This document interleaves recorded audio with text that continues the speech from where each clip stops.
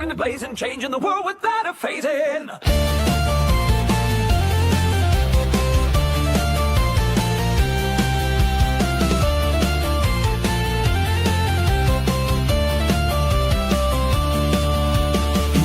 Grand Civil War fought to keep the nation more. Rutherford and James Garfield, presidential power field. Harrison and William Taft, Harding with a mighty craft. 8 of them from Buckeye Land, leading strong and taking stand.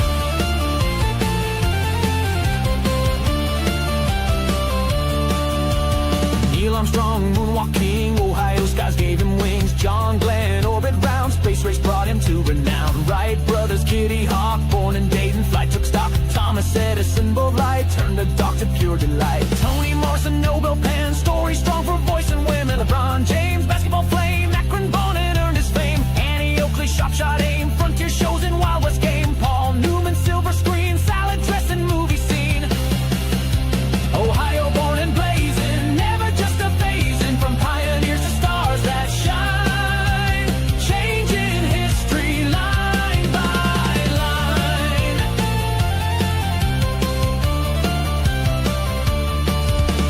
Jesse Owens, Berlin gold, speed like fire, fierce and bold. Simone Biles, gymnast queen, flipping past the best you've seen. Steven Spielberg, storied Sarah Dayton, root cinema cell. And Holly Berry, screen so bright, Cleveland gave her rising light. Dean Martin, Rat Pack swing, Steubenville could really sing. Dave Grohl, Nirvana's beat, born in Warren, drum so sweet. Chrissy Hunt, rock and roll pretenders on a global stroll. Boz Skaggs, blue-eyed soul, Ohio's music takes its toll.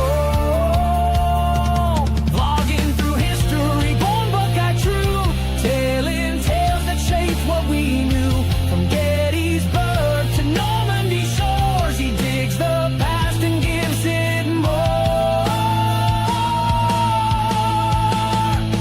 Ohio born and blazing, legends we keep raising. From small towns to global fame, we light the torch, ignite the flame.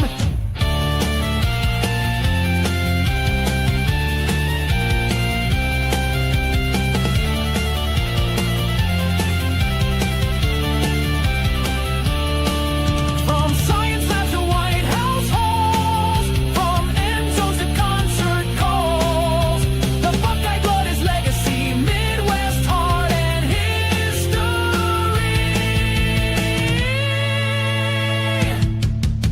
Ohio born and blazing, with the fire always raising. One more name, one more claim, Ohio builds a hall of fame.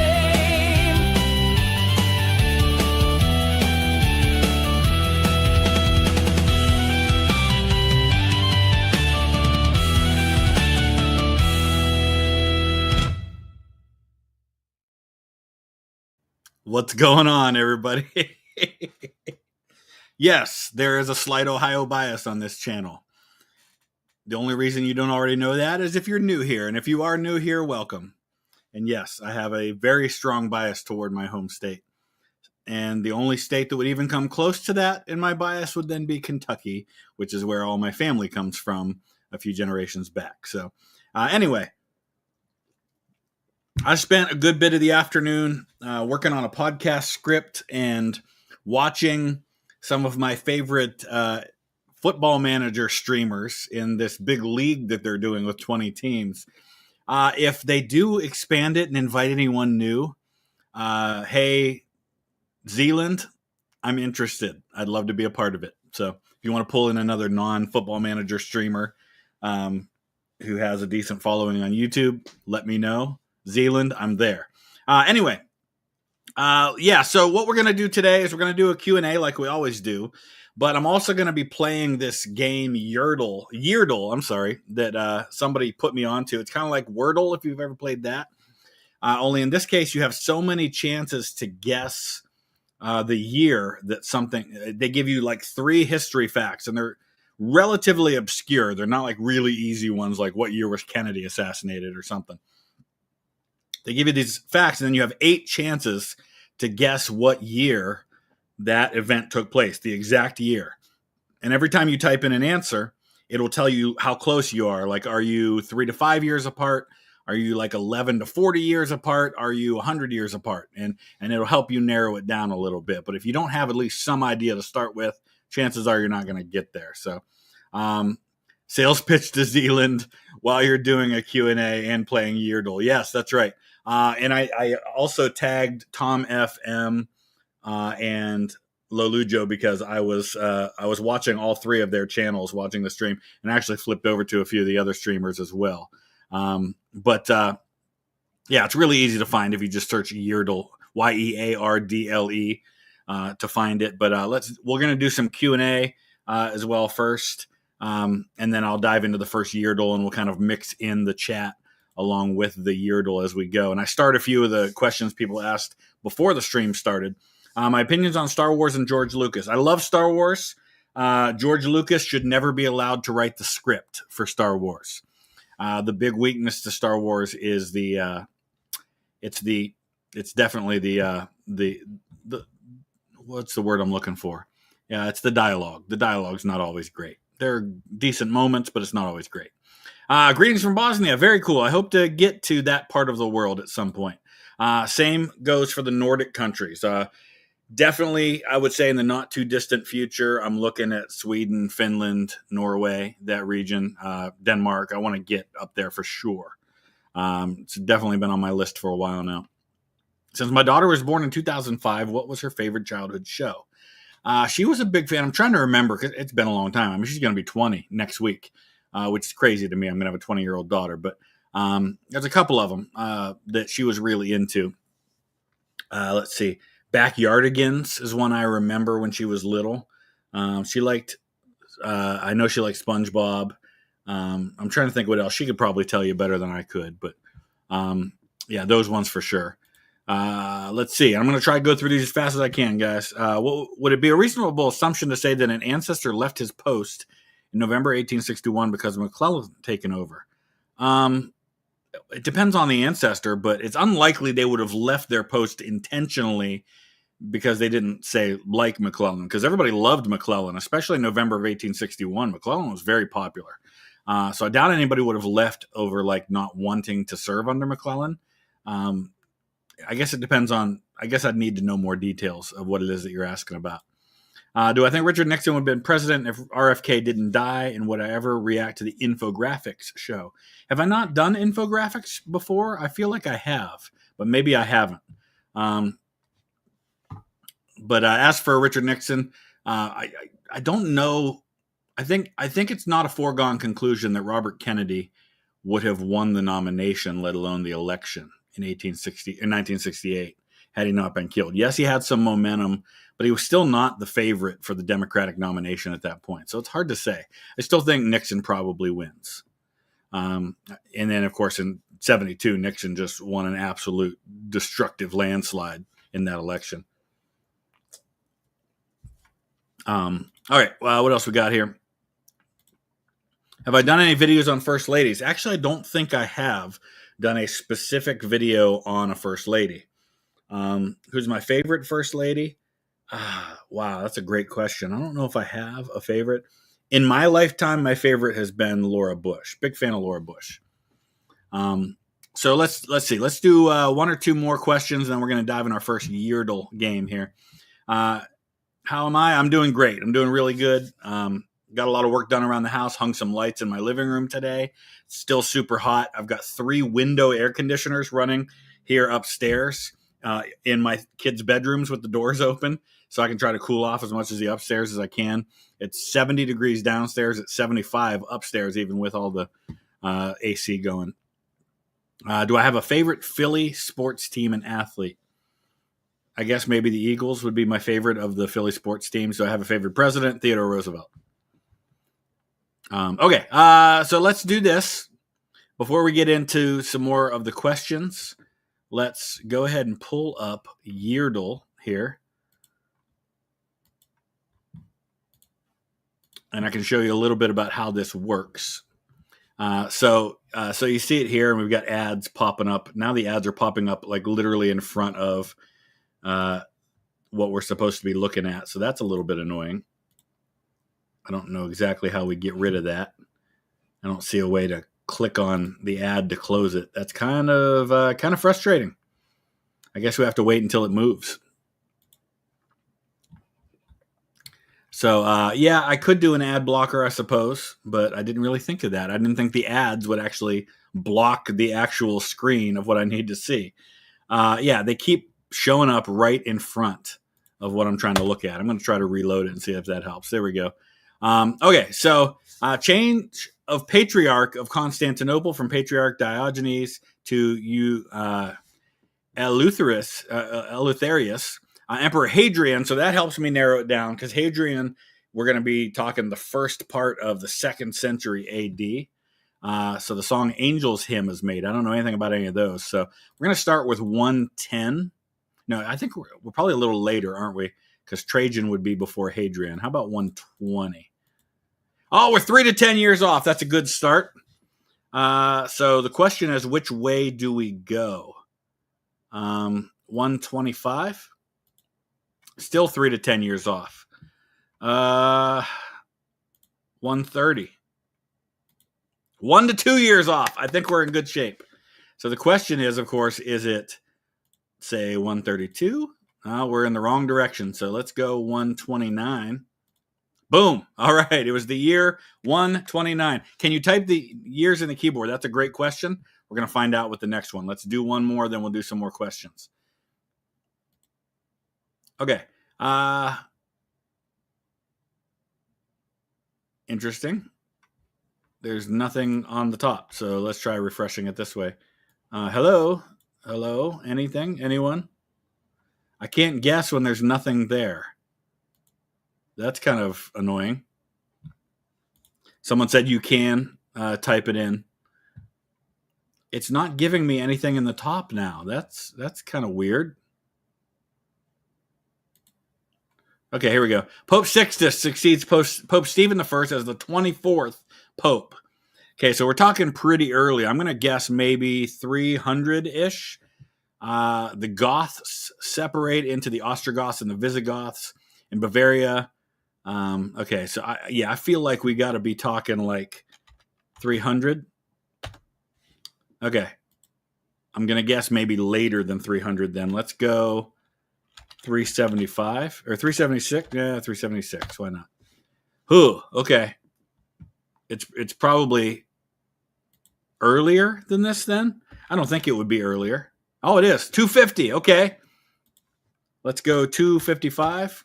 Oh, wow. Hey, we're doing pretty good so far. 257. Nailed it. Wow. 5th guess both times. Oh, somebody just said in the chat 257. Don't give me the answers until I get it, because I know you guys can Google this and find out the answer really fast. Or you can answer in the chat, and I just won't look at the chat until I'm done answering the question, because I don't want you guys to give it away. By the way, speaking of trivia, for those who are curious about such things, the final Jeopardy, the YouTuber Jeopardy that Mr. Terry has been hosting, I believe we've got a date nailed down for that. Let me double check because there's a group text with me, Mr. Terry, and JD. Okay, July 2nd at 6 p.m. Eastern. I'll be posting something soon about that. July 2nd at 6 p.m. Eastern. It's going to be me versus JD from the History Underground, round 2 for the championship. I'm coming in as the underdog because he beat me when it was one-on-one. So now I've got a chance to reclaim my honor and defeat him in the final. So we'll see what happens. All right, let's get back to some questions here. Do I think I will come to Poland sometime soon? Funny you mentioned that, because speaking of JD, in our group chat with our group chat's called the Backstreet Boys. It's me, JD from the History Underground, Rob from History in Your Hand, Sander from Sandy or VK History, Marcel from History War Cinema, as well as a couple of other friends who don't have YouTube channels, Sean and Nick. You would have seen them in some of my live streams from Europe. We have been talking, we're always talking about plans and things like that. And I mentioned to them in the group chat, I think it was yesterday, that I'm starting the early stages of a Eastern Front tour. Now, obviously, there's some parts of the Eastern Front for World War I that I can't go to right now, like Ukraine. But I do want to get to Poland. And so I'm thinking 2026, probably going to go to Poland as long as world situation permits. and I hope it will. Auschwitz Fortress, Auschwitz, Tannenberg Battlefield, working on some other places as well, but those are kind of the early ones that I'm thinking right now. So let's see where we at here. Apocalypse Now, thoughts? Not really my kind of movie. I've never been like really into Vietnam era movies, but obviously a great movie, considered one of the classics, and I'm a huge Martin Sheen fan. So anything that he's in, I'm going to be a fan of. Is Die Hard a Christmas movie? Absolutely. 100% is a Christmas movie. In fact, I regularly at Christmas time will post something to the effect of, it's not Christmas season until I see Hans Gruber fall from Nakatomi Tower. So,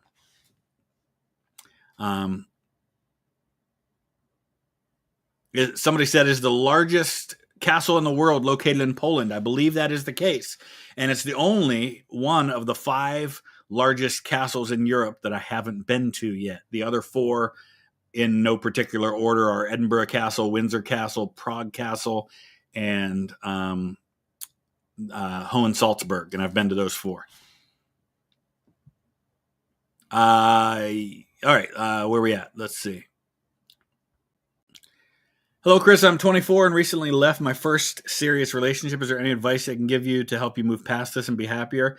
Well, I can only tell you from my own personal experience, which is that I was 21 when the girl I had wanted to marry since I was 13 years old broke up with me, broke our engagement off, and ended up marrying somebody else. And I was very much of the mindset that was it for me. Like, she was the one. And when she decided she didn't want to be married to me, that I was never going to find somebody again.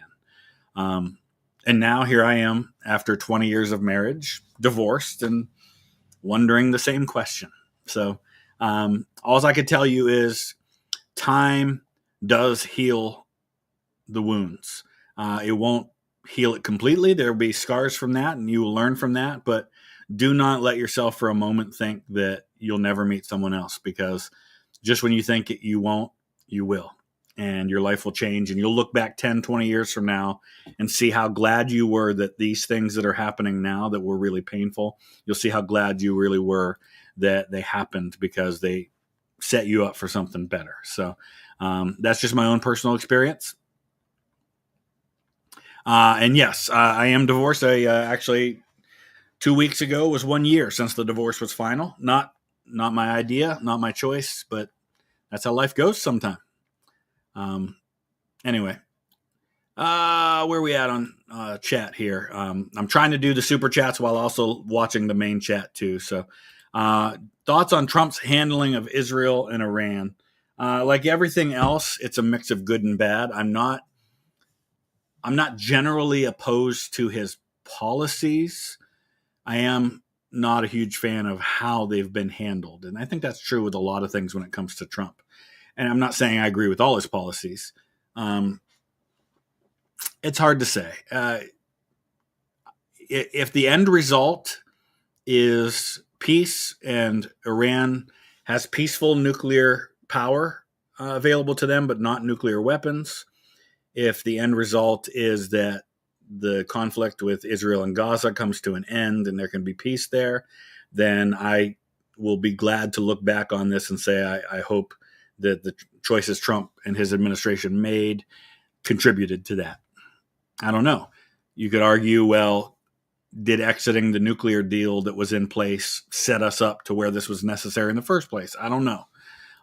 It's above my pay grade, but I'm not super opposed to the general policy, but I think it's way too early to know for sure if it was the right one or not. Top 5 songs in Hamilton. Man, there's so many good ones. That's a great question. I'll answer 1 or 2 more questions, then we'll do some more Yeardle. All right. In no particular order, I'm just going to name off the ones that I'll give you a mix of my favorite songs and the ones that I think are like the most brilliantly written songs. Let's see. So My Shot is awesome just because he fits so much information into that, and it's accurate too. I mean, he does a great job of getting the history right on a lot of that stuff. Brilliantly written songs. It's Quiet Uptown is a gut punch if you're a parent, and it is exactly how I think a parent would feel in that situation. If you're not familiar with Hamilton, It's Quiet Uptown is the song that deals with the aftermath of Alexander Hamilton's eldest son, Philip, dying in a duel at 19. And like some of the lines to that song are just so brilliantly written. There are moments when you're in so deep, it feels easier to just swim down. Just stuff like that. Oh my gosh. The song with the duel between Burr and Hamilton, the monologue in the middle of that between when Burr fires the shot and when Hamilton gets hit.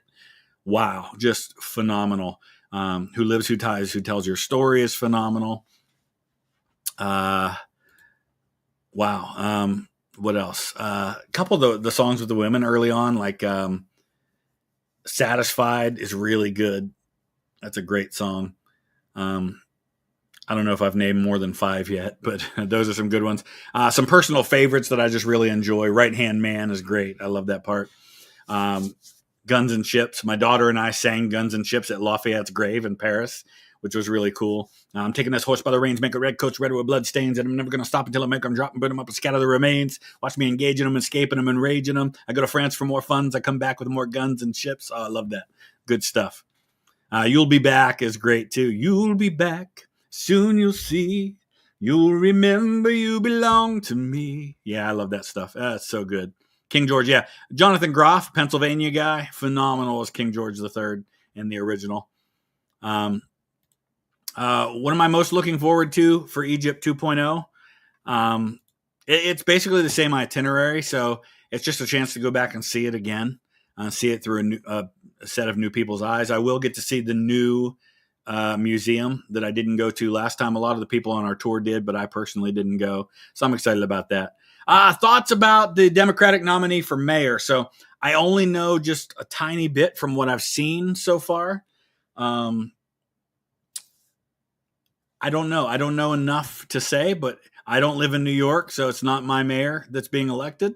And if that's what people in New York want, then that's what people in New York can get. But I'll worry about our own elections here in Ohio. But it's going to be interesting to see what happens if Cuomo decides to run in the general election independent, to see how it all shakes out, because I could see a situation where he could win in that scenario. So I don't know. It's going to be interesting. I haven't really followed it much. Honestly, I didn't even know there was an election until I saw the results. Okay, so I went on a Jack the Ripper tour, and to my surprise, the experts thought the From Hell letter was fake. What are your thoughts on the letter? It could be. I would say that... which one's the... let me take a look at the From Hell letter real quick, because there's so many of those letters. Yeah, that's the one to George Lusk at the Whitechapel Vigilance Committee. I would say that if any of the letters are genuine, then that one is. I'm not saying it is. I'm saying that one is the most likely to be genuine. But listen, you take 5 different Jack the Ripper tours, you're going to get 5 different opinions on who the killer is, on what's real and what's not, all that sort of stuff. So I think the From Hell one's the most likely to be genuine. All right, let's do another round of Yeardle. Adrianople becomes the capital city of the Ottoman Sultanate. The Battle of Gataskogan, Albert of Mecklenburg, and then the University of Vienna is founded. Wow. This one's tough, but obviously we're talking much, much later in time. I'm going to start with, let's say, 1500. Phew, not even close on that one. 1600? Oh, we're in the wrong direction. Let's go to 1450. Yeah, we're not going to do so well on this one. 1350. All right, we're getting closer. 1380. That helped me? Not at all. 1400. Yeah, we're not going to get this one. I don't even know if I'm going in the right. No, I'm not going in the right direction, am I? Unless it's like 1425. Nope, it was the other way. So we're probably looking at 13. No, it wasn't that either, was it? Gosh.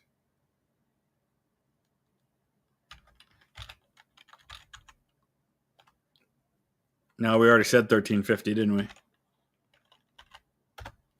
Oh, wow. On the last one, I got within 2 years of it. I said 1366, and I was 1 to 2 years off. Oh, my goodness. That was so close. So what was the answer? 1365. I was a year off at the end. Just total guess on that one at the end. All right, let's do one more, then we'll do some questions. Play a new game. Here we go. Oh, man, a lot of these are really, like, give me something like a little more in my wheelhouse as far as history goes. Anthemus the First is deposed as Patriarch of Constantinople. Belisarius sets up his headquarters on the Pincian Hill and repairs the neglected city walls of Rome. Belisarius enters Rome through the Porta Asinaria, and the Gothic garrison of 4,000 men flees the capital. So we've got to be talking, I don't know, 500. Okay, not a bad start. 550. Not any closer. 570. Wait, 575. Still, okay. How about 600? So we're further off now. 530? 539. Oh, there we go. We're getting closer. 535. Oh, boy. Oh, 536. Not bad, not bad. Okay. Let's get back to some more questions. Are you ever worried that a video won't reach fair use threshold when reacting to a topic I don't know much about? No, I don't worry about that because I've seen what other people do with reactions and don't get dinged. And here's the thing, fair use is such a subjective term anyway. And the main thing is that I am on pretty good terms with most of the channels that I react to. And the ones that I'm not, I don't react to. It's a personal policy that I have, even though legally speaking, I don't need permission from someone to do reactions and breakdowns of their videos on my channel. My own personal policy is that if a original content creator doesn't want me doing reactions to their content, I don't react to their content. Or if they ask me not to a particular video. So a great example of that would be Andy from At and Shay. He has had no problem whatsoever with guys like me and Mr. Terry doing reactions to his videos. He's never expressed any opposition to that. Before his very last Checkmate Lincolnites video came out, he sent an email to me and Mr. Terry and said, hey, normally got no problem with you guys doing reactions and responses and things like that. On this particular video, would you not? And we were both like, yeah, no problem. Got no issue with that. He reached out. He was awesome about it. He asked that we not do it. We didn't do it. Simple as that. It's really that easy. So, no, I mean, obviously, when it's a topic I don't know nearly as much about, I will try to find ways to keep it interesting. Because if I don't think I can offer something, I won't do the reaction. Because I'm not one of those people that's just going to sit there and go, wow, ooh, interesting. Yeah, I'll say that occasionally. But I want to add something. I want to give you guys something for your time that you're watching my reaction. So even if it's drawing parallels or thinking of other examples of things like that happening from history, just so that you're learning something new from the video that you maybe didn't learn in the original. So that's just my own personal opinions on that. And I'm certainly not going to one of those people that's just going to get up and go to the bathroom while it's running and that kind of stupid stuff. That's just crazy to me. Hey, Chris, what's your favorite shot to order in an Irish pub? Oh, that's really, really easy. because it's my favorite shot to order in any pub, and I first had it in an Irish pub. That is Baby Guinness. Baby Guinness. So I was we did two meet and greets in Ireland when I was there last November. We did one in Belfast and one in Dublin, and both were really well attended and awesome. I can't wait to go back to Ireland. I learned so much just from hanging out with people in Northern Ireland and Ireland in pubs for a few hours. Learned so much about the culture, about the history that I wouldn't have learned on my own. And we were at the pub in, I think it was the one in Dublin. And one of the guys that was there said, "Have you ever had a Baby Guinness?" I'm like, "No, what's a Baby Guinness? I've had Guinness." They said, "Oh, Baby Guinness will change your life." And I'm like, "Oh, I don't know about that." It changed my life. It is now my go-to shot wherever I am. And all Baby Guinness is, and I've got the stuff downstairs to make it because I have them at home all the time. It's probably about 80% Kahlua, which is a coffee liqueur, and then a little Bailey's Irish cream on top of it. And it's so good. So good. And it does not taste like alcohol, which is the scary part because it's pure. I mean, it's not mixers. It's just alcohol. And I'm hoping, I'm actually kind of toying with the idea of going back to Ireland for a few days this fall, but we'll see. Someone said that's a B-52. Is that like a different name for the same thing? But they call it a Baby Guinness because it looks like a Guinness when they pour it. It's really good.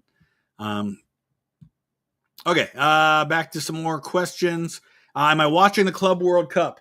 A little bit. I'm a little like, I'm kind of half boycotting the Club World Cup because Columbus didn't get in, and they kind of monkeyed the rules to get Inter Miami in so they could have Messi playing.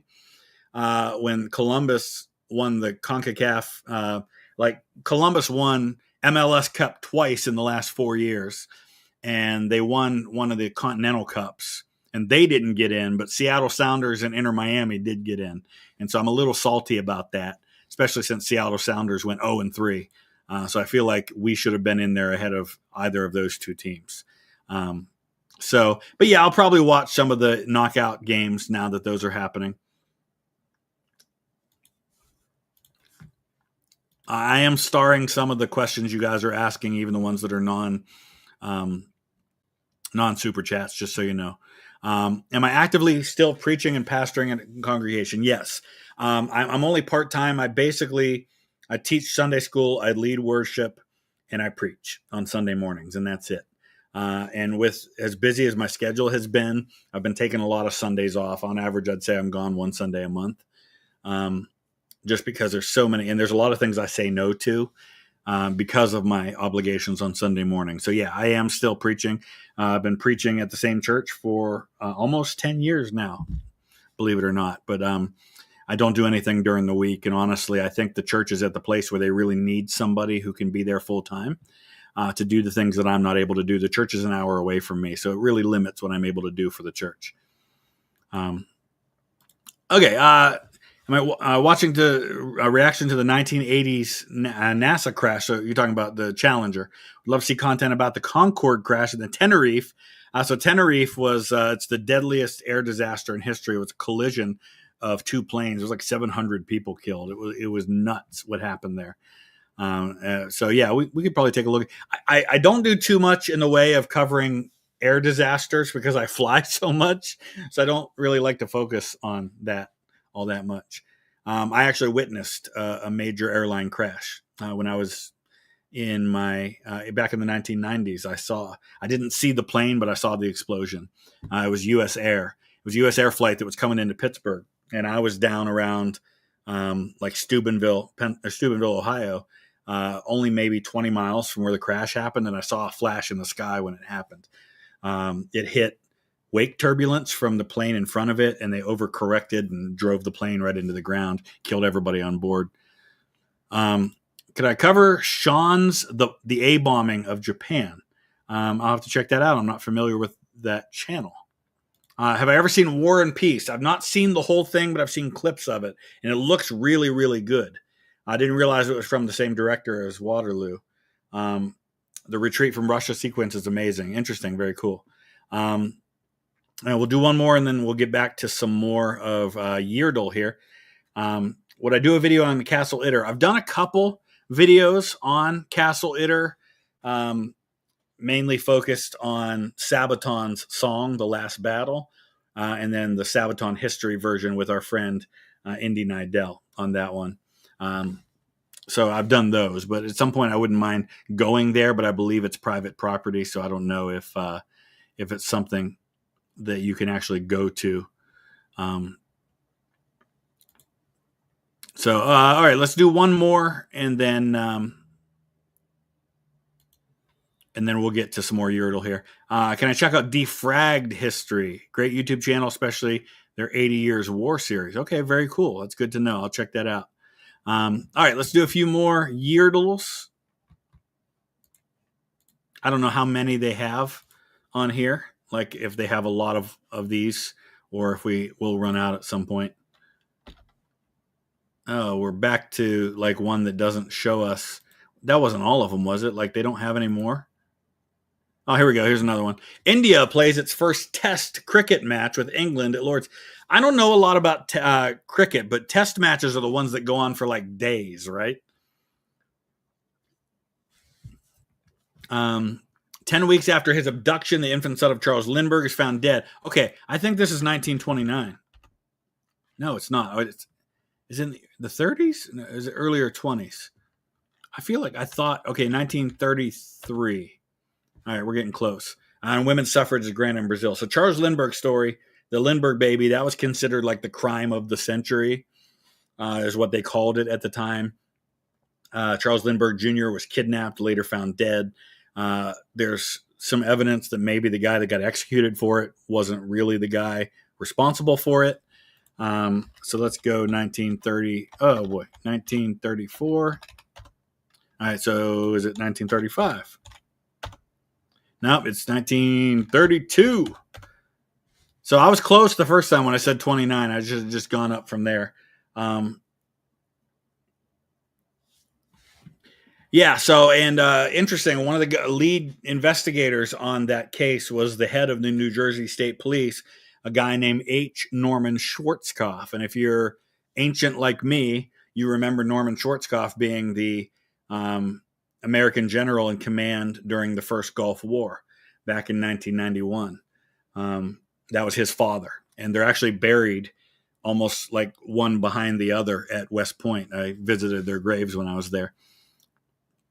Stormin' Norman's father, was the guy. Okay, former British colony of Newfoundland joins Canada as its 10th province. So this is post-World War I, because Newfoundland wasn't part of Canada during World War I. Tokyo Stock Exchange resumes operations and after a 4-year shutdown. Okay, so are we talking 1946? George Orwell's 1984 is published. How about 1948? 40. Yeah, let's go. Why can't I type 48? All right, getting closer. 1949. There we go. 1949. Nice.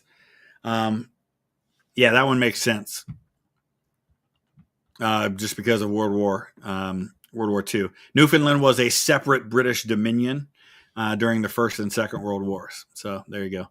All right, back to the chat. Chris, how good a writer are you? At any time period in culture, particularly I'd write in fiction.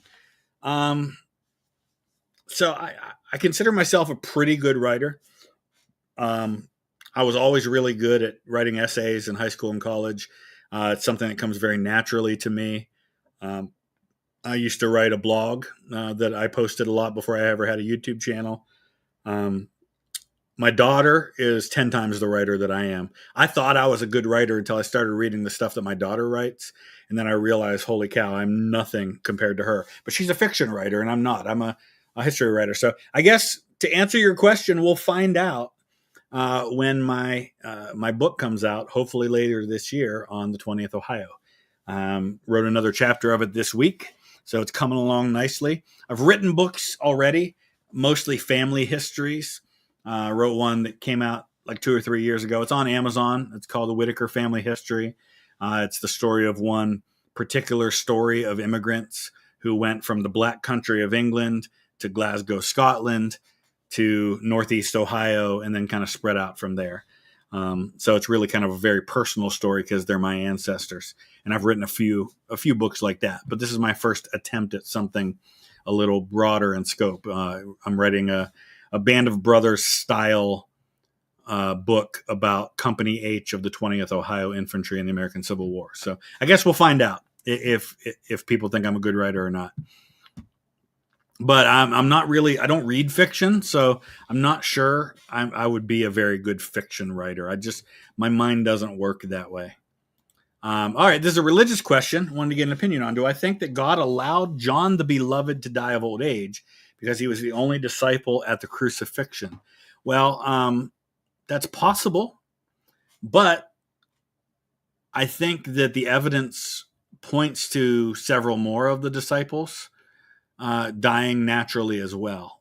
I think there's pretty good argument that Matthew died natural causes. Yes, I know that of the 11, not counting Judas, that there are stories of the martyrdom of the other 10 besides John. But most of those stories come from hundreds of years later. We're talking 500, 600, 700 AD. The only accounts we have, reliable accounts of the martyrdom of apostles that date to within a few decades of when those events would have happened, are James, who's mentioned in the book of Acts, Peter and Paul. Of course, Paul wasn't one of the original 12. And that's really it for sure. There's a few others that are probably likely. There's a really good book on that topic by Sean McDowell, who did a lot of really in-depth research into this and kind of categorized them by likely martyrs, likely died of natural causes, and kind of we're not sure in between. So is that possible? Yeah, it's certainly possible. But I think it's likely John wasn't the only one who died of natural causes. Am I crazy? Or as Chris said this before, does he have a crazy Ouija board story? I absolutely do. And I've been promising for like 2 years to do that story on VTH Extra. But yes, I absolutely have a Ouija board story. It went on for about 4 weeks. It wasn't a Ouija board. It was called a psychic circle, but it's basically the same thing. I was 18 years old, a senior in high school, and it changed how I view the world. Because I went into that thinking that Ouija boards and things like them were 100% fake, that people were moving them, that it was all made up. And I can tell you, as sure as I'm sitting here right now, that they are real. I'm not saying they're always real. I'm not saying every time somebody uses one, it's real, but my experience was 1,000% real. And how do I know that? Because I sat across the room thinking questions in my head that it answered with my friend's hands on the board. We blindfolded a friend of mine who said he was talking to us through the board. We blindfolded him. I even put my hands over his eyes. There is 0% chance he could see anything. And he was talking to us so fast that I couldn't have done it while looking at the board. And he was blindfolded. Like he would go boom, boom, boom, boom, boom, boom, boom, like that fast on the letters, blindfolded. And then he would tell us he was in the board talking to us. So, and there's 1,000 other stories like that I could share with you that are impossible to explain. But that one, I mean, literally thinking questions in my head that I did not say out loud and that I intentionally thought of as ones my friends would never know I was asking, and it would answer them. So, yeah, absolutely demonic. Do not ever do it. I got very, very, very, very, very lucky. One of my friends was not so lucky because of his experience with it. And that's all stuff I'll share when I finally do a video about it. Absolutely not something to be messed with ever. Dangerous, dangerous, dangerous, dark, demonic. Don't mess with it. End of story.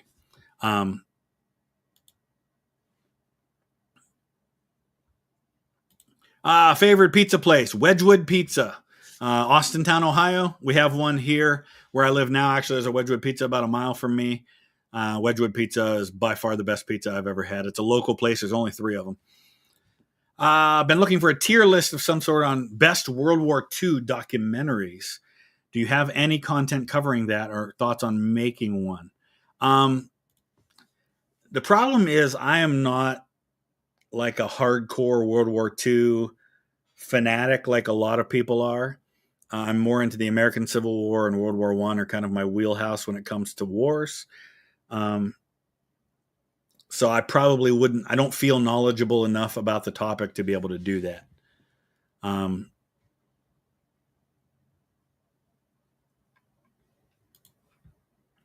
Yeah.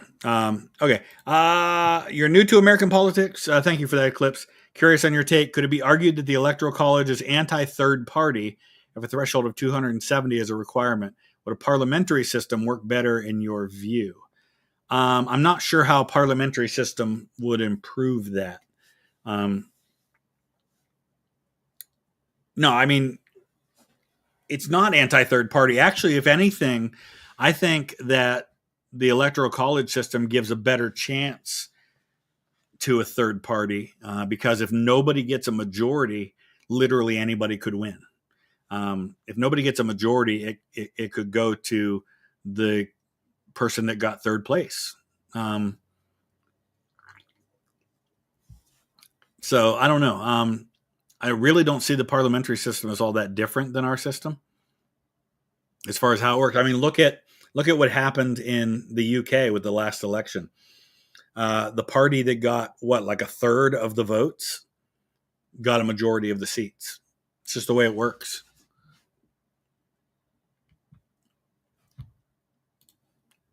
All right, where are we at?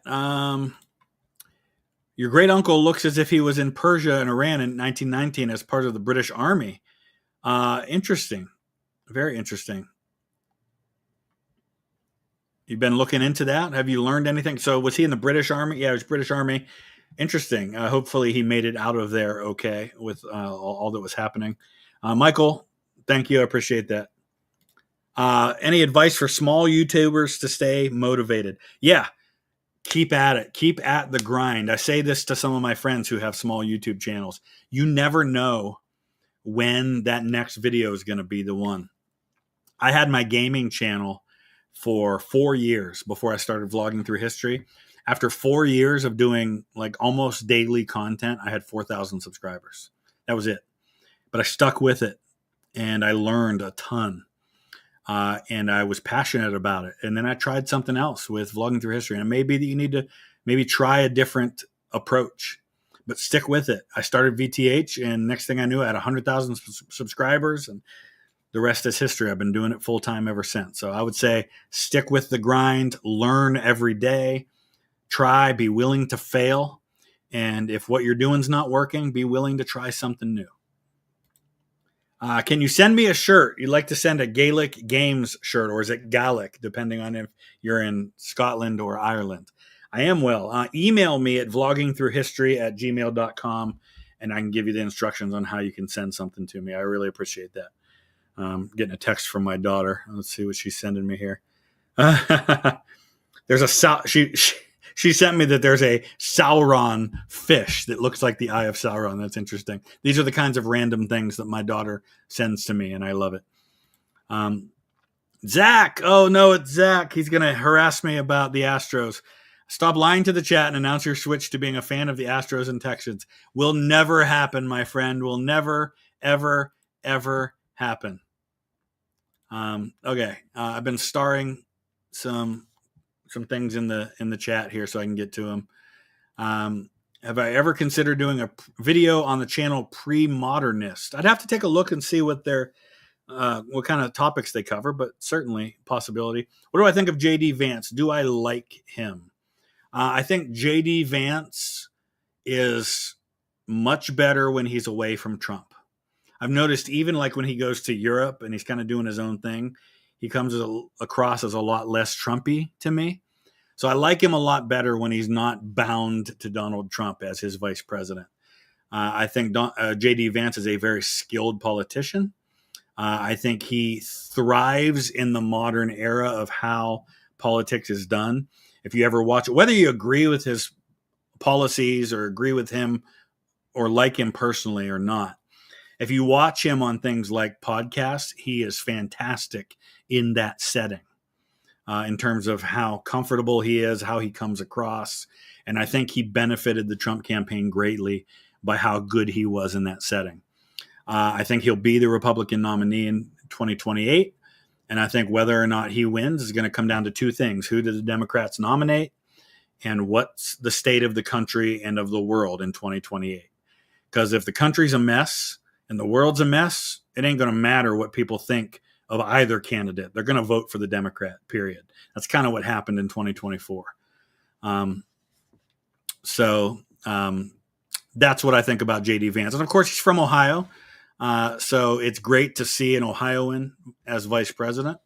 I definitely don't always agree with J.D. Vance, and there's plenty of times he's said and done things that have made me shake my head and cringe a little bit and have disappointed me. But I think he's also had some good moments too. Favorite political figures of your lifetime, local and national. Someone you feel has done a good job and or represented you in a good manner. That's a great question. I like John McCain a lot. I haven't always agreed with John McCain, but I loved John McCain's willingness to stick to his principles, his integrity, I think were impressive. I always liked George H.W. Bush a lot. I think Bill Clinton was a very good president, even despite some of his personal failings. I think he was a genuine person who genuinely cared about people. So thinking kind of at the national level. I liked John Glenn as a senator from Ohio back in the day. Who else? Yeah, those are a few off the top of my head, I think. Are any of your trips affordable? You're a broke college student. It depends on how you define affordable. I try to make them as affordable as possible. What happens is when I request the trip through a tour company, they come back to me with, this is how much it's going to cost. And then basically what I do is I build in a little bit extra there for my own costs so that as the host of the trip, I can cover my airfare and my expenses and things like that. And then a little bit extra because inevitably there are things that I try to pay for the group while we're on the trip that aren't covered, stuff like that. But I try to keep it as absolutely as inexpensive as I can. But in the end, they still get really expensive. Like, for example, the reason I haven't done a trip to Scotland yet, because I desperately want to do a group trip to Scotland. I love Scotland, is that every tour company that I've looked at, the prices for Scotland are like $4,500 a person and up for a week-long trip. And I cannot fathom asking somebody to pay that much to go on a group trip. It just seems like an absurd amount of money to me. So I try to keep it as low as I can. And that's why we're doing things like Egypt and Jordan, because they are much less expensive than doing a group trip to Europe. So, yeah. So I'm trying to do some local stuff that'll be like a couple of days that'll be much less expensive, like $50 or $100, that kind of thing. So I'm trying to work on getting some of those on the schedule too. You've done 2 YouTube videos and got a copyright strike, even though you had the singer's permission. Music is really, really tough. Generally, music is much more difficult to do without getting a copyright strike. That's why, by and large, I haven't done many like Sabaton reactions lately, even though the record label loves me doing reactions and even asks me to do reactions to their new songs. I don't get copyright strikes, but they do get copyright claimed. And when I have the choice to make between making a video that I can make money on and one that I can't, unfortunately, I have to go with the one that I make money on because I have bills to pay. So that's just the reality of the situation. So I generally avoid music for that reason. If every English monarch were put in a room and you could only leave once they chose a group leader, who would they pick? Ooh.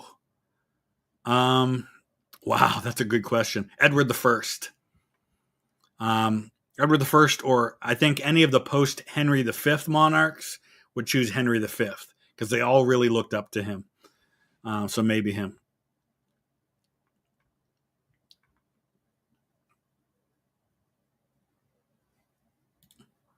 Let's see. All right, we're going to try to go through just doing some Q&A now just so I can get to all the questions. We've got a pretty long backlog of questions that are either super chats or that I've starred from the chat. Going to take a trip to Great Britain soon. Recommend the Tank Museum. Haven't been there yet, but I've heard really good things. So without having been there myself, yes, I do recommend it. Thoughts on Charlie Kirk? I really don't know anything about Charlie Kirk. I'm not sure I've ever even seen Charlie Kirk speak or heard anything he's said before. I don't really follow much of that stuff anymore, to be honest with you. It just got so frustrating to me. I don't watch pundits. I don't watch cable news for the most part, unless there's something going on that I want to just get the latest on. So I really don't even know anything about Charlie Kirk. I couldn't even tell you which side of the political spectrum he's on. Favorite music artist and least favorite. Favorite music artist, different genres, different favorites. Probably in the secular genre of music, Ed Sheeran. Big fan of Ed Sheeran. Sabaton. Ed Sheeran and Sabaton would probably be my two favorites. In Christian music, I would say I've got a few. Crowder, Brandon Heath, Stephen Curtis Chapman. Yeah, I would say those are probably my favorites. Least favorite, I hate Dave Matthews. Dave Matthews is one of the few musical artists that I actually go out of my way to avoid hearing on. I'll turn off the radio and change the station if he comes on. Pretty much anybody else, I'll let it play. I don't actively dislike them, but Dave Matthews, I don't know why. His music annoys me for some reason. Yeah. Which English monarch do you feel has been represented the worst on screen? So you say Edward II? I don't know. Edward II, I think, deserves the bad rap that he gets. Was it accurate the way he was presented in Braveheart or Outlaw King? No, he's probably somewhere in between those two presentations. He's probably a little closer to Outlaw King than he is to Braveheart. But Edward II was not a great king. Represented the worst on screen.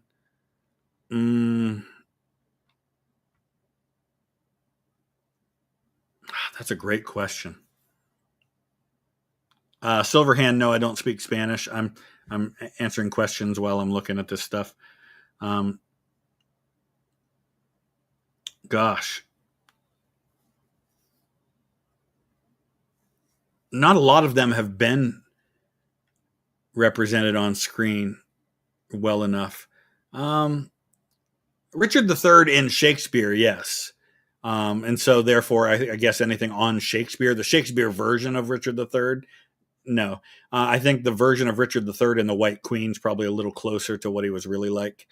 That's probably a good one. I don't think Richard III has ever been accurately portrayed on screen. Hey, good day, Mr. Axel Rosen. Thank you so much for that. That is amazing. I appreciate that. Do you know of any serial killer in the Middle Ages, as in sociopath, not a soldier? I can't think of any off the top of my head. I mean, maybe who's the Hungarian woman? Bathory, was that her name? Elizabeth Bathory? Am I thinking of the right name? Yeah, Elizabeth Bathory. I don't know if that's not really Middle Ages. That's a little post-Middle Ages. We're talking late 1500s, early 1600s, but that's pretty close, I would say. It's harder because they didn't generally write about that stuff the way that things are written about now. Bathory Ursabet, yes, that's the one. Do I know the Andrew Gosden case? I don't know the Andrew Gosden case. Let me take a picture of that so I can look that up later. That's what I do when I'm doing these live streams, so I can remember these things. Terrare wasn't really a serial killer, though. Yeah, Vlad the Impaler, that was in his role as a monarch. And if you're going to go that route, you could name a lot of monarchs that would fall into that category. Okay, so pride is a sin. It is. Yet at the same time, I hear a lot of Christians be proud of things. I think it's the context. I think pride as a sin is not what we're doing when we say I'm proud of my daughter. That's not pride. It's a way of expressing that I'm happy with who she is and what she does, right? Pride is the opposite of humility, where it's like thinking of ourselves first, putting ourselves ahead of others. To be proud of, and even me, like I'm proud of what we have built with Vlogging Through History. That is not me putting myself ahead of everyone else. That's not pride to say I'm proud of what I've achieved. Because I recognize in the grand scheme of things, number one, I'm not that big a deal. Number two, being proud of what I've done does not necessarily mean that it is the most important thing in my life, because it's not by far. So it's a great question, though. Fantastic question. Been a long time viewer. Just want to show support. Thank you. I appreciate that. And you joined Patreon. Hope you'll join us over on the Discord now that you're part of Patreon. You inspire people more than you know. I really appreciate that. That means a lot. Thank you. Isaac Sipes, thank you. Do you get interested in ghost stories at battlefields like Gettysburg, for example? So I had somebody give me a really interesting perspective on the ghost thing. Because you go to Gettysburg and there are a ton of ghost tours. You go out like 6, 7 o'clock at night and walk the streets of Gettysburg, you'll see dozens of ghost tours going on, and they're very popular. People are into that sort of thing, and there are groups and channels on YouTube dedicated to that stuff. And somebody said to me once, how would you feel if they started doing ghost tours at Ground Zero in Manhattan? And I was like, wow, yeah, I don't like that at all. And that kind of put it in perspective. It feels a little exploitative at that point. But, I mean, free market. You know, I'm not going to say shut them down, because there's a supply and demand there. I personally am not into that sort of thing at all. I do believe in ghosts as a concept. I do not believe that ghosts that people experience are the departed spirits of someone who has died. I think it's much more likely to be angelic or demonic in nature. I myself have experienced those things at times in my life that could only be explained as being a ghost in the traditional sense. So, and there's at least one story of that happening in the Bible. So, I mean, it's not incompatible with Christianity to describe that too. So, yeah, but I personally not a fan of that kind of stuff at historic sites.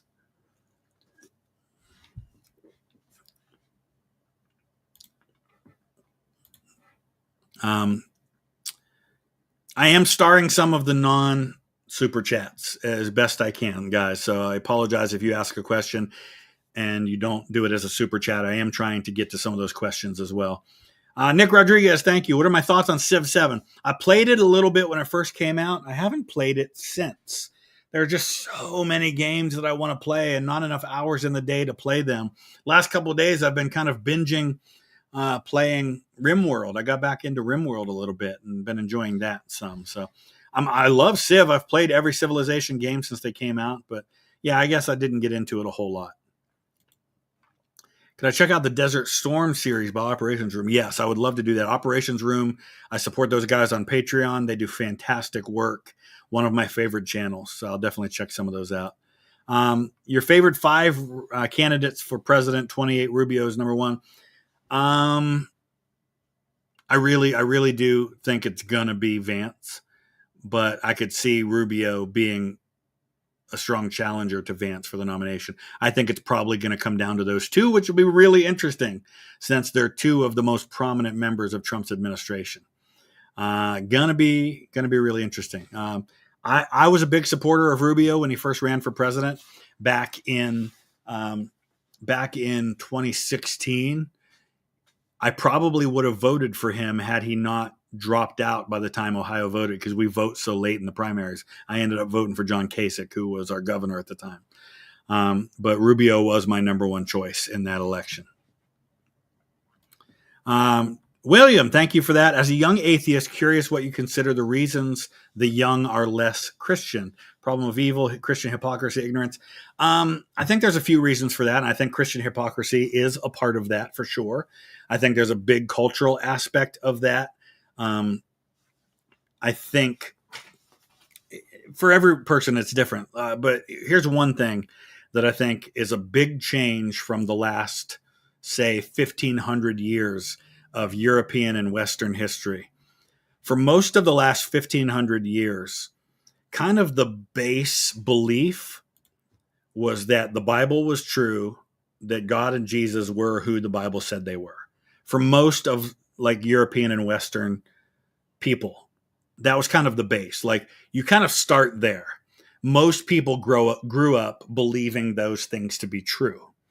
It's only, I would say, in the last 100 to 200 years that that's no longer the baseline. Where I would say more often than not, it's the opposite, that people start from the standpoint that no, the Bible is not true, or at least elements of it are not true. There was always been an aspect of that for sure. But I think that that's a big shift that started with the Enlightenment during the time of the Industrial Revolution, when you have the advent of things like evolution, and you start to have kind of this perceived war between Christianity and science, which I don't ascribe to at all. I don't think that Christianity and science are incompatible. And we can have a conversation about all of that sometime, of course. But yeah, I think there are a lot of reasons for that. And I think you hit on some of them. I don't think it's a problem of evil because there's always been a problem of evil. And I think Christians have always been hypocrites if you look back through history. But yeah, I think the baseline of people having a base belief in God is just not there anymore. All right, where are we at? Hey, American Nerd just got here. Hope you're doing well. Also, would I write my own alternate history story? I don't know. Again, not being great when it comes to fiction. I think that that's probably something better left to people more skilled in fiction writing than I am. I'm great at critiquing other people's alternate history, but I just don't know that I'm creative enough to come up with my own. Have to add to War and Peace is technically one film split into 4 parts. Largest battles ever filmed. Took years. Okay, now you've got me convinced. I definitely need to check it out. I've seen clips of it on YouTube, but I've never watched the whole thing. I think some countries are better with a strong monarch. Yeah, absolutely. I think it's a foolish thing for folks like Americans to think that everybody should have the exact same form of government that we do. Just because we think it's best doesn't mean it works best for everybody else. And I think we see that in places. Some people don't want that form of government, and that's okay. It doesn't have to look the same for everybody. And I myself am a constitutional monarchist. I prefer what countries like the United Kingdom have, and Spain and the Netherlands and Denmark and Norway, who have a head of state who is a hereditary monarch, but then have head of government that it's an elected person. That's the way to go as far as I'm concerned. I think there's a lot more stability in that. So do I believe in ghosts given the Ouija story? I kind of explained how I feel about that already. Justin, longtime viewer, found you through your Sabaton reaction. Speaking of which, any chance I will be doing the new Sabaton songs at some point in the near future. I've listened to them a few times, but not nearly enough yet because I've been kind of saving myself for the reactions. Absolutely want to go to the Church of the Holy Sepulchre in the future when things calm down over there a little bit. I know they never really completely calmed down. Top of my bucket list right now is Jerusalem. I mean, that is number one on my bucket list of places I want to get to that I haven't already been to. Church of the Holy Sepulchre is built on both the tomb of Jesus and the place of crucifixion. And as somebody who's really, really, really into biblical archaeology, I can say with a pretty high degree of certainty that it is indeed built on those sites, based on the best evidence that's out there. Praying that things don't go bad either in the U.S. or Israel. Glad that to say that I won't be going to school to become a teacher. Be operating light rail trains in Denver. Your dream. Hey, if it's your dream and it's what you love to do, awesome. I tell that to everybody. I am so unbelievably fortunate in my life that I get to do what I love, and that my work is this. I recognize that most people don't get to do that, and I've had plenty of jobs in my adult life that were a grind, that it was tough to get up every morning and go in and clock in for work and watch the hours tick by and couldn't wait to get home again. And there's not a day that goes by that I do not show my gratitude to God and to all of you that I get to do this. Because I recognize that that's not true for everybody. So if you have a passion and you can turn that into a career, man, chase after that with everything you have, even if it means you make a little less than you might otherwise. Definitely go after that. Santiago, thank you for that reaction of epic. Yeah, I'm going to be diving into their American Revolution Part 2 and 3 very, very soon. I would say expect it in the next couple of weeks. Do I think Germany World War II would have deported to Israel if it existed then? It's possible, because a lot of people were leaving and tried to get out, and they went to places like the Frank family went to the Netherlands. A lot of people kind of self-deported, I guess you could say. Sadly, the United States turned a lot of those people away and wouldn't let them into the country, and a lot of those people ended up dying in the Holocaust. I just got a notification that I got followed by Midlands Footy on X. That's really cool. It's a channel with 10,000 followers. So very cool. Excited for the new season. The fixture list came out today. West Brom's very first road game of the season at Wrexham. Pretty excited. I wish I could get over there and go to that game. Won't be able to go then. I'm hoping, depending on when my son's school play is, I'm hoping I can get over there to see Wrexham at West Brom in March, but I may not be able to do that either. So I may just need to go over there where I can see them both separately. But really excited to see Wrexham in the championship this year. I don't think they're gonna get promoted again this year. It's gonna be tough. Hey John, how is it? I don't know who John is, but I'm Chris. Hi. Planning to go to the National World War II Museum this November. I did. I visited last summer. I was in New Orleans last summer. Don't ever go to New Orleans in the summer if you can avoid it. November is the time to go. But got to be one of the presenters for the American Battlefield Trust Teacher Institute, which was awesome. Amazing experience. If you're a teacher, definitely go. It's worth it. But went to the World War II Museum, which was awesome. And then right across the street from the World War II Museum is one of the best Civil War museums I've ever been to. It's the Confederate Memorial Hall. It was like their VFW, where all the veterans that lived in New Orleans, including guys like P.G.T. Beauregard and Jefferson Davis, a lot of their stuff is in that museum. Jefferson Davis, like his whole collection's in that museum. P.G.T. Beauregard's whole collection is in that museum. I shot a lot of video, and it's going to go up. I've got most of it edited now for Stories of the Civil War. It's going to go up on there soon. So check that out while you're there. Thoughts on the NATO chief's daddy incident? Not familiar with what you're talking about, so I guess I'll have to look that up. Favorite U.S. presidential moment of all time? I've got a few of those. One is in my lifetime. There are two in my lifetime that are very, very memorable to me personally. One was when George W. Bush went to Ground Zero a couple days after 9/11, and he had that impromptu speech where he grabbed the bullhorn and he was trying to talk to them, and people were shouting, "We can't hear you." And he said, "I can hear you. I can hear you. The rest of the world hears you. And the people who knock these buildings down will hear all of us soon." That was badass right there is what that was. And that was exactly the right tone that Americans wanted to hear from their president in that moment. There was that. Another one around 9/11 with George W. Bush was when he threw a perfect strike, when he threw out the first pitch for one of the World Series games. For a guy like George W. Bush, a Republican, to get a cheer like that at Yankee Stadium was nuts. Scottish Mad Lad, you're right. That's not typically a word that comes out of my mouth, but it seemed to fit the occasion.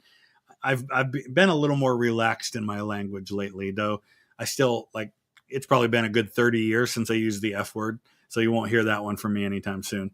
Another one, John F. Kennedy, the Rice University speech when he laid out the gauntlet, kind of put the gauntlet down and said, we're going to put somebody on the moon by the end of this decade and return them safely to Earth. That was amazing. Love that moment. That's another one for me. Yeah, Edward, 30 years, probably since college. I think I was probably in college the last time I used the F word, and that was 30 years ago, or at least 20, 26, 27 years ago. Now watch this drive. Yeah, that was a good one too. Trying to think of some other ones. Great presidential moments. Abraham Lincoln's second inaugural, and of course the Gettysburg Address. Those are a couple of really good ones too. Top 5 favorite musical artists of all time, in no particular order: Buddy Holly, Garth Brooks, Ed Sheeran, Stephen Curtis Chapman, and Queen. No, Sabaton. Then Queen would be number 6. I'm not a fan of the Beatles. I know, listen, I recognize their greatness, recognize they're very popular. Not a huge fan of the Beatles, not a huge fan of Elvis. Elvis had a phenomenal voice, wonderful performer, just not a fan of Elvis. Favorite Stephen Curtis Chapman songs? So many, but the Speechless album was huge. Love that album. There's a lot of songs he's written that have meant a lot to me personally. Cinderella. I used to dance with my daughter to Cinderella when she was little, and I can't to this day hear that song without tearing up. It'll probably be the song, if my daughter ever gets married, that we do our daddy-daughter dance to. It'll be Cinderella, and I will bawl like a baby. I get teared up just thinking about it. She's going to be 20 next week. When the heck did that happen? He has a song called What I Would Say that hits really close to home for me. It was written about his alcoholic grandfather that was never a part of his life. And there are a lot of elements of that song that ring really, really true in my own life. So that one means a lot to me personally. Why does SCOTUS have not more or less than 9 judges? Because that's what Congress has set it at. Congress could change that. There have been attempts to change it, and it wasn't always 9. It used to be less. And I think briefly we may have gone to 10. I can't remember for sure. But yeah, that's set by Congress. Thank you for that, Will Turner fan. All right, I'm going to ask people to start winding down the super chats because I probably won't get to them all because there's still a lot that I need to get through, and I'm trying to get to some of the non-super chats as well. Joseph Zimmerman says you thought there were 13 at one point. That may be. There may be that were more than that. Woodrow Wilson, as much as I hate your username, I have to agree with you. It Doesn't Matter Anymore is also my favorite Buddy Holly song. Followed shortly thereafter by a song that he never released because he recorded it in his apartment shortly before he died, and that's Peggy Sue Got Married. Love that song. Hope this isn't invasive, but I heard you say one time you struggled with pornography. That is true. How did you overcome? Thoughts on the Browns' new stadium? Okay, 2 very different questions there. Let's start with the easy one. Love the new stadium idea. I know a lot of people don't because it's taking the stadium out of downtown. I love it. I love that we're going to have a dome. I love that we'll probably host a Super Bowl. I love that it's going to be right there by the airport. It's going to be a lot easier to get to than going downtown. I'm 100% in favor of the new stadium, and I know that'll put me with odds, even with some of my friends who hate the idea. As for pornography, it's different for everybody, but man, The main thing is you've got to put stuff in place that don't depend on you. You've got to have some accountability there. So for me, it was screen recorders and keyloggers on my computer that my wife could have access to. I was no longer dealing with pornography by the time I got married. That was like a pre-marriage thing. That was back when I was in college. But to keep myself accountable in the early years of our marriage, especially because I dealt with, and I would say I probably still deal with the scars of my pornography addiction. It had a serious impact on my marriage, even though I was no longer consuming pornography. It completely warped my sense of healthy sexual relationship with my spouse, even though it was years in my past at that point. Not to mention the hypocrisy of somebody being in ministry. I wasn't dealing with it by the time I was in ministry, but it was still a part of my past, and it was a part of my past I didn't talk about for years. But I had to have something in place that took it out of my hands. And how did it take it out of my hands? Well, I knew that if I consumed pornography, and these were the days before smartphones and ways to get around that, the only way I could do it would be to get on a computer that my wife had access to the keylogs for. And I knew she'd know instantly if I did that, or at least the next time she checked it. So that was an accountability factor. If you didn't have a spouse, you could have a friend do that for you. Of course, now it's a lot easier to get around that stuff. So it's hard to say, but, and you got to be cold turkey, and it's almost like dealing with an addiction to anything like Alcoholics Anonymous, where you've got to cut yourself off from that. You can't go anywhere near it. And you've got to have accountability, and you've got to have somebody that you talk to regularly that's going to ask you the tough questions about that. So, and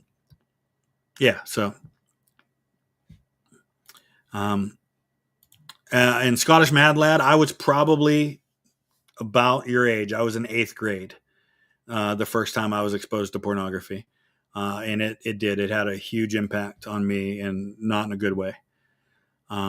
All right. Transitioning from that to any suggestions of places to see in Rome. Absolutely. Go down to the Forum, pay the money to go down and walk in the Roman Forum. Incredible history there. Go out to the catacombs, walk the Appian Way, just walk it. Amazing stuff. Just walking the Appian Way. We were walking along the Appian Way, and we're like, oh, that looks interesting. I wonder what that was. And half our group kept on walking, and the half of us that stayed realized that what everybody had walked past was the tombs of the Scipios, as in like Scipio Africanus. He's not personally buried there, but that's his family that's all buried there. So that was right there out on the Appian Way. Oh my gosh, amazing. Go to the Colosseum. Definitely go to the Vatican. Go to the Vatican museums. Sistine Chapel, for me personally, was a little underwhelming. And then go up to Florence if you get a chance. And honestly, to me, I don't know if you have time for this, the best historic site I've ever been to, the coolest historic site I've ever been to in my life is Pompeii. Pompeii was insane. And I walked around that place for 5 hours and probably didn't see a third of it. It's that big. It's huge. And I've never seen anything like it in my entire life. Oh my gosh. Pompeii. Incredible. Missed most of the stream. Dumb work. What do you think the future of the Dems are? I know, like the Republicans, they have a choice to make about what direction they want to go. It's going to be interesting to see what the parties look like post-Trump, how they settle in, right? Because I think we're undergoing a party shift right now. And the parties are not going to look 10 years from now anything like they did 20 years ago. Completely different on the issues and everything. So I think the Democrats are figuring that out too. It's going to be interesting to see which direction they go in 2028. Do they nominate a moderate governor, someone like Josh Shapiro? Do they go for somebody who's a little more radical, like or seen as more radical, like AOC? Do they go for somebody who's a little further to the left, like Gavin Newsom? That's going to be the question, and it's going to be determined, I think, by how many people run. It's going to be probably a pretty wide open race. It's going to be interesting.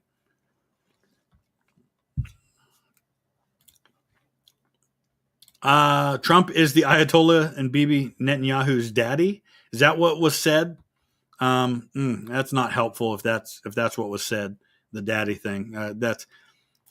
Listen. I mean the kind of childish stuff like Donald Trump shared on Truth Social the other day, a video with like images of B-2 bombers and the Ayatollah with somebody singing bomb, bomb, bomb, bomb, bomb, Iran. That is ridiculous. That is childish and has absolutely no place for a president to post that kind of crap. So those kinds of things are just irritate the heck out of me. I know you have mixed feelings on that guy, Mr. Z, given how you reacted to his Wilson video, but you made an interesting video on if America had a multi-party system. I'll definitely take a look at more of his videos at some point. I don't let one video determine whether or not I'm willing to look at other videos of a person. Serious question. We the Rabble, thank you for that. Not just bashing. Do I think Trump may be the Antichrist? Zero chance. For him to be the Antichrist, he'd have to be way more popular than he is. No chance. I don't think the Antichrist would be an American. Much more likely to be a European, and certainly not going to be somebody as divisive as Donald Trump. Have I seen Turn Washington Spies? Absolutely love Turn Washington Spies. One of my favorite things. Highly recommend it to anybody who hasn't already seen it. Funny thing, I was playing around just having some fun with ChatGPT last night. If you follow me on X, you might have seen I posted. I asked it to cast The Office, but with history YouTubers in the roles, and it cast me as Jim Halpert, which I was very happy with because he's my favorite character on the show. I asked ChatGPT what TV roles it would cast me in any show. And one of the answers it came up with was John Andre from Turn Washington Spies. And he was my favorite character in Turn. Loved John Andre in Turn. Field, I think I forget the first name, but the guy's last name was Field. And he was spot on. You could not have cast that role better. He was exactly how I picture John Andre in my mind's eye when I think of that story. And that whole storyline was amazing. Would I check out the Greek Revolution as a look at the outcomes of the Napoleonic Wars in the beginning of the Age of Revolution? Very cool. Yeah, that's something. I think that's an under-discussed part of history is that 1815 to 1848, because there's a lot of changes happening in Europe in the aftermath of the Napoleonic Wars. We've talked about some of it, but not a lot. Saw your video about good people in history doing bad things. You should try the video Evil People Doing Good Things. Oh, interesting. That's kind of the opposite of that. I like that idea. Who's the best British general of all time, in your opinion? It's got to be, what's the guy's name? He's an ancestor of Churchill, I think. Who's the guy? Who's the guy who, I think he was, is it Marlborough? Was he the Duke of Marlborough? Who's the really good British general from like the 1600s, I think it was. People will tell me in the chat here in just a second. John Churchill, Duke of Marlborough. Yeah, I think it's him. I think it's got to be him. I'm looking at top10s.net to see who they rank as the top British generals. And they have Churchill, number one, Duke of Marlborough, followed by Duke of Wellington. Yeah, that's probably fair. I think it's Churchill. I think it's him. Yeah. War of Spanish Succession. He was fantastic. Got to be him for me.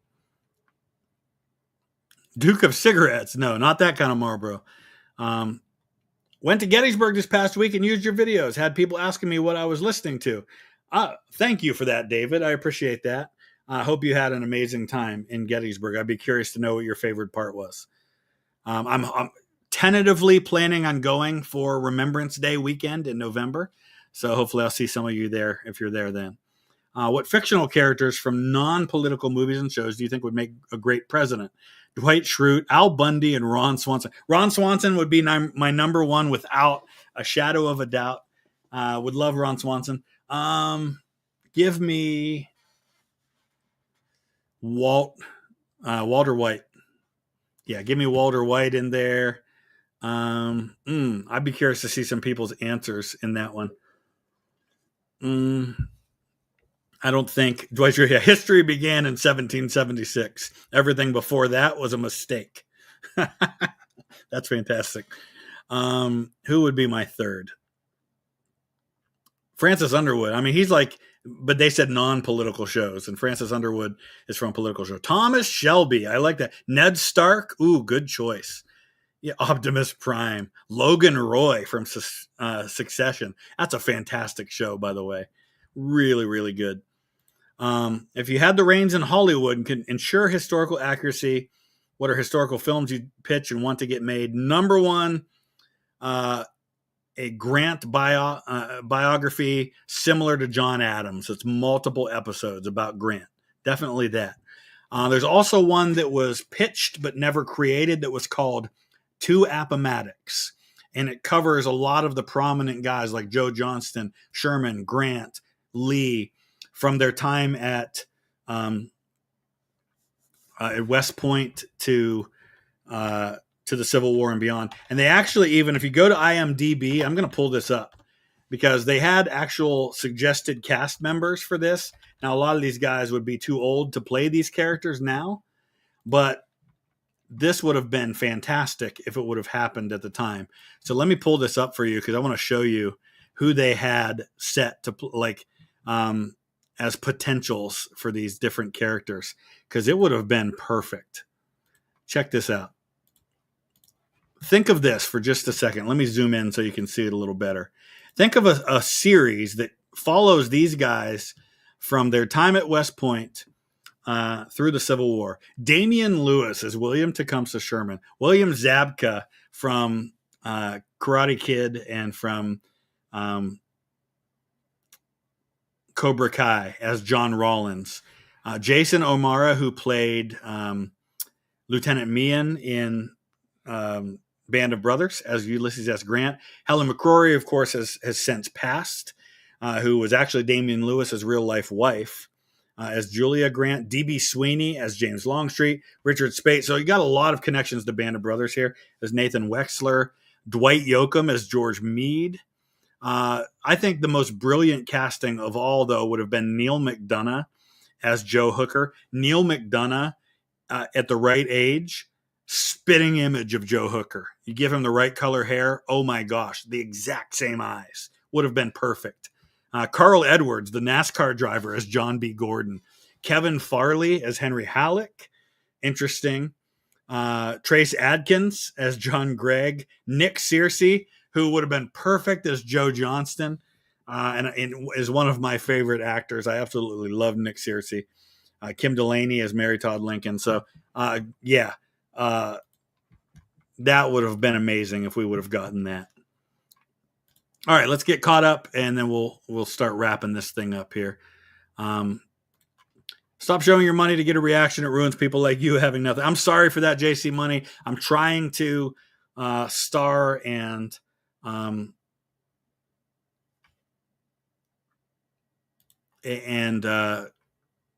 get to some of the non-super chat ones as best I can too. I want Rubio to be Vance's VP in 28. I don't know if those two would be able to pull that off, but maybe. It's certainly possible. Some of the media are drawing comparisons between Trump and Musk and Adams and Jefferson. While I see some parallels, I agree. I don't think they're necessarily very significant. I agree. Not as important. We're not talking about founding father level people here. I have played Red Dead Redemption 2 some. I'm not familiar enough with the game to know its stories, though. Say you have designed an elective history course for juniors or seniors in high school. What would be the elective about? How would it be structured? Oh, wow. That's a great question, especially for me, who's not somebody who has really worked in education. So it would have to be something that would be beneficial to people that they could somehow apply to their lives. I think I would do something either showing the parallels in history to show how history rhymes, to help students to understand the importance of studying history so that we can learn from it and apply it to current situations while understanding they're not identical, or something that just showed the connectivity of history, to explore, maybe exploring alternate history to show how all of history is connected, to say, hey, look how this happening led to this happening, led to this happening. And if you go back and change this thing, then all the things that came after wouldn't have happened. So maybe something along those lines, like an alternate history course. That would be really cool. You and I share something. Titanic got us into history. Very cool. Would I consider doing more Titanic reactions? Historic travels. Yeah, I would. I mean, there's only so much I can say about the Titanic. That's why my latest Titanic video was looking at the discovery of it, because I wanted to try and come at it from a different angle. So if there's something that offers something new and a different way to look at it, then yeah, for sure. Shout out to Discord. Met a lot of people I consider friends on there. Dalton, yes, sir. Place to talk about history. We've had a great time on Discord. And if you're curious about the Discord, if you're a member or a patron at any level, you get access to the Discord. Even if you're no longer a patron or a member, I don't kick you out of the Discord. It was just a way of keeping it from being too overwhelming because of the number of people by making it completely public. We had to have some way of kind of reining it in a little bit. That was what we chose to do. So, Joel, thank you for that. All right, we're going to try to fly through the rest of these as quickly as I can. Check out Armchair Historian's Triple Alliance War. It was the bloodiest war in South America. Interesting. I need to do more South American history. It's not an area I know enough about, and it's definitely something I think that would appeal to a lot of people. Do I think this is the craziest 5 years of your life, lifetime in geopolitics? No, honestly, it's not. I think kind of 89 to 94 would be more crazy for me. I think we're very... We all tend to have recency bias and think that that this is the craziest time, or this is the worst time, or it's never been like this before. No, I think it's crazier now. And I think people who lived in the 60s would say that was way crazier. People who lived in the 40s would definitely say that was crazier. Please just riff on why Woodrow was such a ditchhead. I think I've got enough videos that cover that topic already without having to spend too much time on it now. Cliff, thank you for that. You got into genealogy because of me. Thank you. That means a lot. Doing your adoptive dad's tree. He didn't know he had a Civil War soldier. 6th New Jersey. Private Patrick Callan. Very, very cool. It gives you a different appreciation for those events when you find those personal connections, to be able to see how your family was involved in some of those events, for sure. Do I know much about the 74th Pennsylvania? Let me take a look real quick. I bet I can probably get a little insight just if I can see what division, what corps they were a part of. Okay, so they're from kind of all over Pennsylvania. Let's see, where were they assigned? Oh, they're 11th Corps. Okay. Yeah. Okay. So they're Gettysburg.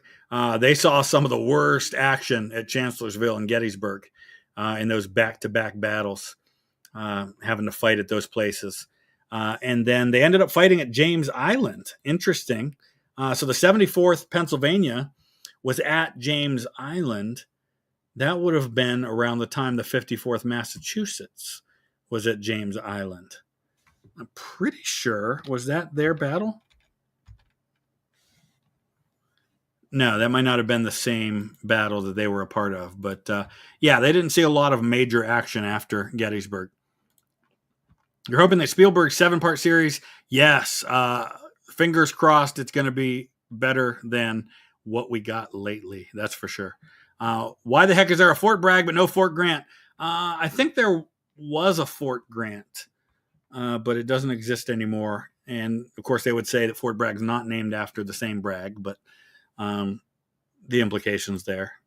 Ever think of going over any alternate history timeline, specifically the New Order, Kaiserreich, Southern Victory? Yeah, we could do something like that at some point. I'm a little bit familiar with all three of those. So Coniston, thank you for that, from New Zealand. Marstar Miller, thank you for that. American Nerd, thoughts on Social Security? As a young person who can't afford a house, I hate that part of my paycheck has to go to that. I agree. I was all on board with Social Security being something that went into a private account that you personally could control, or at least have some influence over, that you could track on your own, rather than it being the way that it is now. So I wish we had that system. And understand that at the time Social Security was implemented, the retirement age and the life expectancy were pretty similar. Life expectancy has far surpassed the Social Security age now, and I think that's a big problem. And unfortunately, I think Social Security age inevitably is going to have to go up. American Nerd says Bush 41 was better than Bush 43. I think probably that's a majority opinion. I have been to the West Point Cemetery. I've walked around West Point. I haven't been to their museum, but I did go on the base. You have to get a background check when you arrive in order to stay on the base, even to go to the cemetery, but love the cemetery. Do I like Johnny Cash? Love Johnny Cash. Yeah, that's right up my alley, that kind of music. Do I think foreign policy support for Israel from the U.S. goes too far? Yeah, probably. But I also understand why we support Israel, because U.S. foreign policy does align, I think, a lot with Israel's foreign policy. But I do wish we were a little more objective when it came to the situation with Gaza.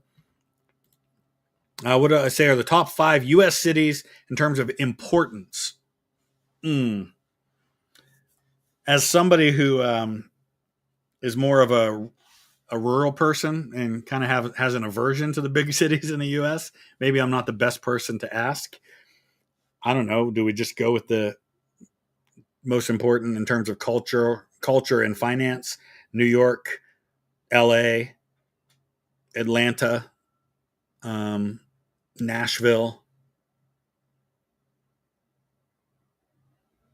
Washington. What would be more interesting to you? A film trilogy about Grant's most successful battles and campaigns, or a John Adams miniseries? A John Adams miniseries, because the most interesting parts of Grant's story to me are not his military career. It's before and after he was a general. I really want to see that portrayed, and portrayed well. Tinsel Swindle says homophobia, transphobia, and anti-immigrant sentiment, anti-science and evolution are all promoted by VTH Church. 1,000% not true. 1,000% not true. I am not the least bit afraid of gay people. I'm not the least bit anti-gay people. Same goes for trans people. And I won't say anything more than that, because I have people in my own personal life who would fall into these categories, that it's not for me to tell their story, but I would tell you I love them every bit as much as the people in my life who are not those things. So bullcrap. That's all I'll say. Bullcrap. Take that crap and take it somewhere else, because that ain't me. I am not anti-science. I'm not anti-evolution from the standpoint that I absolutely believe that natural selection is a thing. I think there are parts of evolution and parts of the Big Bang Theory and stuff like that take as much faith as what I believe as a creationist. I'm not anti-immigrant at all. I wouldn't be here without immigration. I wrote a book on my immigrant ancestors who I'm super proud of. My stepdad is a Mexican-American. Love the guy to death. Glad he's an American. So take that crap somewhere else. We saw Mr. Beat's presidential Squid Games. I didn't see it yet. If all presidents at age of their elections went head-to-head in a cage match to last man standing, I agree with you. It comes down to Lincoln and Theodore Roosevelt, and I think Lincoln's the winner. I think Lincoln would win hands down. The guy won over 300 wrestling matches, only documented to have ever lost one, and there's a good chance the guy he lost to cheated. Would you like to see Canada become the 51st state? No, I love Canada just the way it is. It's America's hat. No, I love Canada. I wish we would stop that talk. It's just ridiculous. Are you planning to go back and start a new campaign in Grand Tactician? At some point, yes, but I'll do the whole map, starting at the brigade level, probably something like that. But I think after I do Ultimate General Civil War, which I'm doing right now, Union and Confederate, then I'll probably go back to Grand Tactician. Those seem to be the most popular things that I play. James Longstreet's Post-War is fascinating as well. I agree with that wholeheartedly. So, all right, we're going to wrap up right there. I'll just say this. I agree with you 100%, Neo. You don't believe in it. I do. We're both here because we love history. I respect you. I'm glad you're here. And I would love you and get along with you. Listen, one of my dearest friends in the history world is a vegan, atheist, liberal. The total opposite of me. I'm a meat-eating, conservative Christian. And I could not possibly have more respect for the man or love him as a dear friend more, because we both love history and we can respect each other's beliefs without having to tear one another apart over it. And that's how it should be, right? So I love you guys. Thank you so much for joining me. We're going to try to do a lot more of these live streams moving forward, including some more private live streams for our patrons and members, because I need to get back to doing some of those as well. Thanks for watching.